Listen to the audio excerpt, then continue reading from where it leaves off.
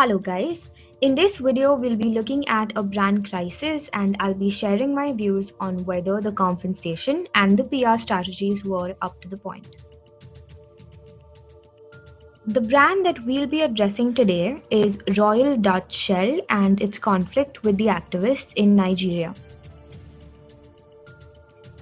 Here is the table of content. First, we'll be giving you an overview of the Shell company.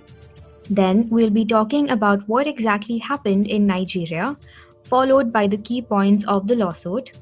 After that, we'll be looking at what strategies were used by the company to try and regain its reputation and how is the company running in the country today. Lastly, I'll be sharing my personal view upon the entire image reconstruction strategy.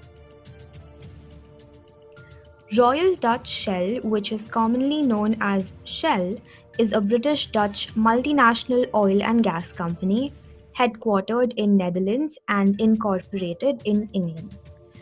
According to the 2018 revenues, Shell was the third largest company in the world with a revenue of 34,490 crores USD. It topped the 2013 Fortune Global 500. Shell is active in every area of oil production with operations in over 70 plus countries. Now we'll be looking at the crisis in detail. In the 1990s, there was a lot of conflict going on between the native Ogoni people of the Niger Delta and Shell. The natives felt that a very low compensation was given to them for using their land, and the entire production process caused a lot of environmental damage in the Niger Delta. So the natives basically organized protests occupying the company production facilities. As a result of that, Shell withdrew its operations from the Ogoni area. But the protests still kept going on to a point where the Nigerian military government had to invade. The military raided the protesting villages, arresting and executing the protesting leaders. This led to a huge revolt in the entire Niger Delta and multiple lawsuits were filed against Shell. Now we'll be discussing the key points of the lawsuits.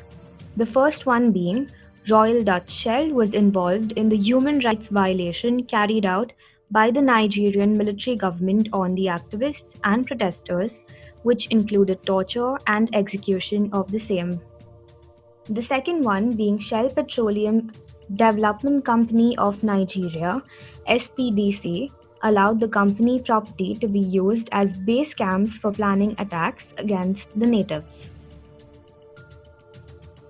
Moving on, we'll look at how Shell tried to make amends, starting with the fact that it acknowledged the entire conflict which happened in the Niger Delta.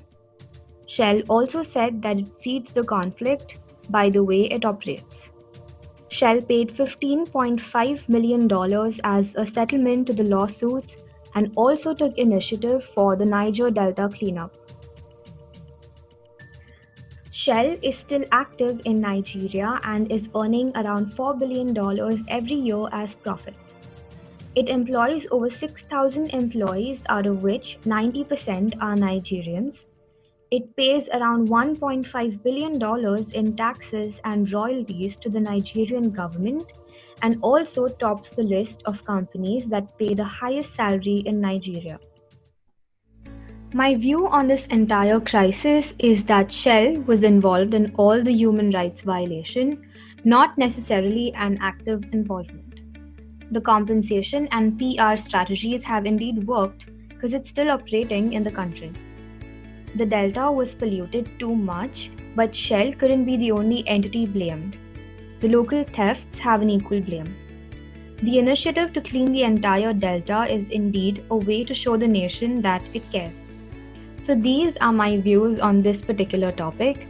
For in-depth research, I'll be putting the reference links in the description box below. Thanks for watching.